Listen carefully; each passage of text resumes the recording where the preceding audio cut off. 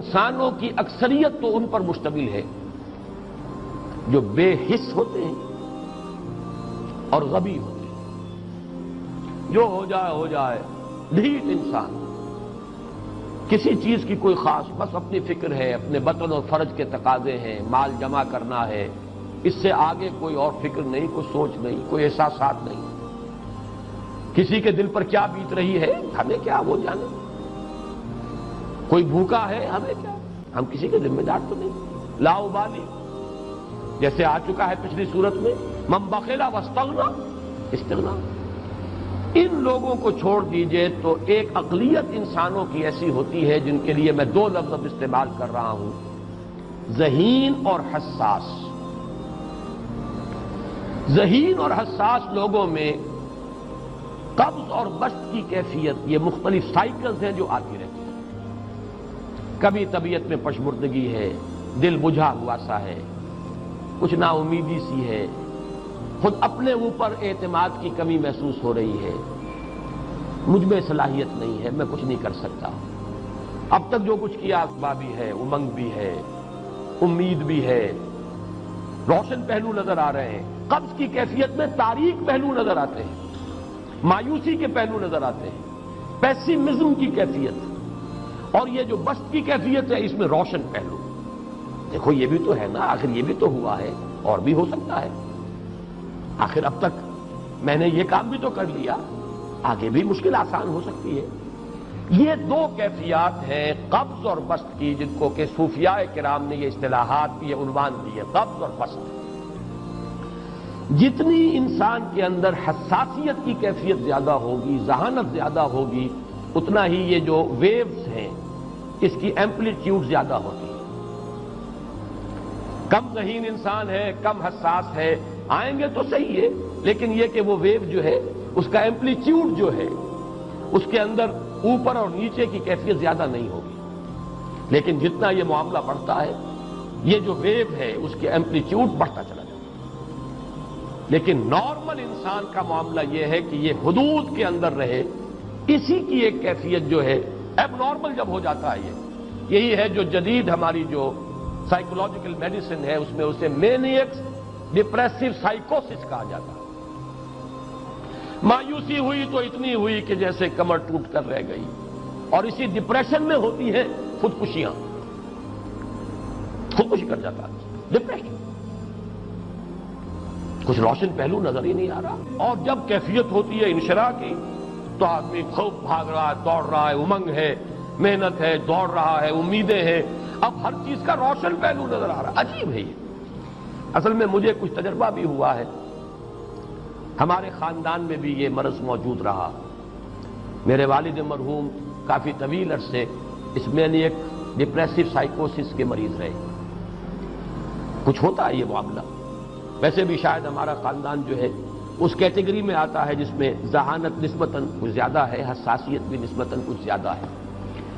یہ دوسری بات ہے کہ کوئی شخص جو ہے یہ فلسفے کے طور پر اختیار کر لے کہ اپنے آپ کو ڈھیٹ بنا لینا ہے، یہ فلسفہ بھی بن سکتا ہے. لیکن یہ ہے کہ اگر آدمی چھوڑ دے اپنی طبیعت کو تو یہ دونوں کیفیات آتی ہیں.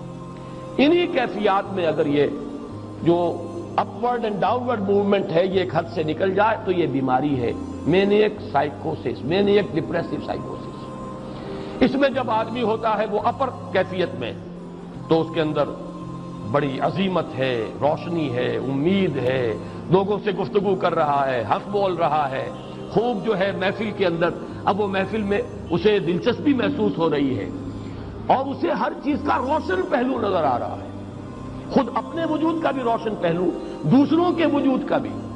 دوسروں کی بات میں سے بھی وہ اچھا پہلو تلاش کریں گے، وہ برا پہلو تلاش نہیں کریں گے. جب دوسری کیفیت ہے ڈپریشن کی، ہر ایک کی بات میں کوئی برائی نظر آئے گی. کوئی اس کی نیت کا فطور ہے، کوئی فساد ہے، کوئی یہ جو ہے بدنیتی کے ساتھ یہ بات کر رہا ہے، کوئی خیر کہیں ہے ہی نہیں، برائی ہی برائی ہے، مایوسی ہی مایوسی ہے، بدلی ہی بدلی. یہ ہے در حقیقت وہ کیفیت. اس کو غالب نے بہترین انداز میں تعبیر کیا ہے. ذہین اور حساس انسانوں میں ان کی جو ترقی ہے وہ انہی مراحل سے ہو کر گزرتی ہے. ہر قبض کے بعد جب بسط آتا ہے تو آگے ترقی ہوتی ہے، جس کو آپ کہتے ہیں بائی لیپس اینڈ باؤنڈس. آدمی جو ہے چھلانگ لگاتا ہے، گویا کہ ایک درجہ جو پہلے تھا اس سے آگے درجہ انسان کا جو ہے اس سے بلند تر پوزیشن پر انسان پہنچتا ہے۔ ہر قبض کے بعد جو نیا بست آتا ہے وہ ایک نئی کیفیت، نئی شان، نئی بلندی، نئی رفعت لے کر آتا ہے۔ اس کو غالب نے تعبیر کیا ہے بہت خوبصورت انداز میں، رکتی ہے میری طبع تو ہوتی ہے رواں اور۔ یہ ہے وہ معاملہ جو ان آیات مبارکہ کے پس منظر میں ہے۔ اسی لیے اب میں آپ کو اس کا حوالہ دے رہا ہوں، تفسیر مظہری میں قاضی ثناء اللہ پانی پتی رحمت اللہ علیہ نے بہت عمدہ بات فرمائی ہے کہ حالت قبض اگر کسی شخص پر طاری ہو تو اس حال میں اکسیر کا درجہ رکھتی ہے یہ سورہ مبارکہ، اس لیے کہ یہ نازل ہوئی ہے محمد الرسول اللہ صلی اللہ علیہ وسلم پر اسی حالت قبض میں۔ اس میں اب اللہ تعالیٰ فرما رہے ہیں والضحیٰ، قسم ہے دن کے دھوپ چڑھنے کے وقت کی، واللیل اذا سجا، اور قسم ہے رات کی جبکہ وہ چھا جائے یا ساکن ہو جائے، سجا کے دونوں معنی سکون۔ ما ودعک ربک وما قلی، آپ کے رب نے آپ کو رخصت نہیں کیا ہے، نہ ہی وہ آپ سے ناراض ہوا ہے۔ وللآخرۃ خیر لک من الاولی، اور اس کے بعد جو وقت آئے گا اس قبض کے بعد وہ پہلی سے بھی بہتر ہوگا۔ وَلَسَوْفَ يُعْطِيكَ رَبُّكَ فَتَرْضَىٰ، ان قریب آپ کا رب آپ کو اتنا کچھ دے گا، اتنا کچھ دے گا، آپ کی محنتوں کے وہ نتائج سامنے آئیں گے کہ آپ راضی ہو جائیں گے۔ الم یجدک یتیما فآویٰ، کیا اس نے اے محمد آپ کو نہ پایا کہ آپ یتیم تھے پھر پناہ دی، آپ کے لیے بندوبست کیا۔ وَوَجَدَكَ ضَالًّا فَہَدَىٰ، اور پھر جب آپ شعور کی پختگی کو پہنچے اور غور و فکر کا مرحلہ آیا، حقائق میں انسان کو سوچ بچار کا مرحلہ آیا اور آپ کو دیکھا کہ آپ تلاش حقیقت میں سرگرداں ہیں تو ہدایت دی۔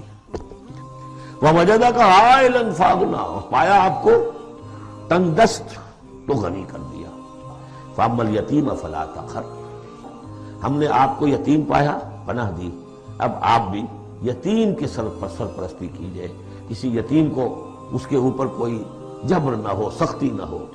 وَأَمَّا السَّائِلَ فَلَا تَنْهَرْ، اور آپ جبکہ تلاش حقیقت میں سرگرداں تھے تو ہم نے آپ کو ہدایت دی، اسی طریقے سے اب آپ کو بھی کوئی شخص سائل بن کر آپ کے پاس آئے سوال کرے اسے جھڑکنا نہیں ہے۔ وَأَمَّا بِنِعْمَةِ رَبِّكَ فَحَدِّثْ، اور جو ہدایت تمہیں دی ہے ہم نے اب اسے عام کرو، یہ نعمت ہے، آپ کے رب کا انعام ہے، یہ ہدایت جو آپ کو عطا ہوئی ہے اس کو بیان کرو۔ اس کے بیان کرنے میں یہ بھی ہے کہ اللہ کے انعامات کا چرچا انسان کرے اس کا شکر ادا کرنے کے لیے، اور یہ بھی ہے کہ اس کو پھیلائے اور عام کرے، دوسروں تک پہنچائے، ورنہ وہ بخل ہو جائے گا کہ وہ دولت جو ہے ہدایت کی اس کو آدمی صرف اپنی ذات تک محدود رکھے اور اس کا جو خیر ہے وہ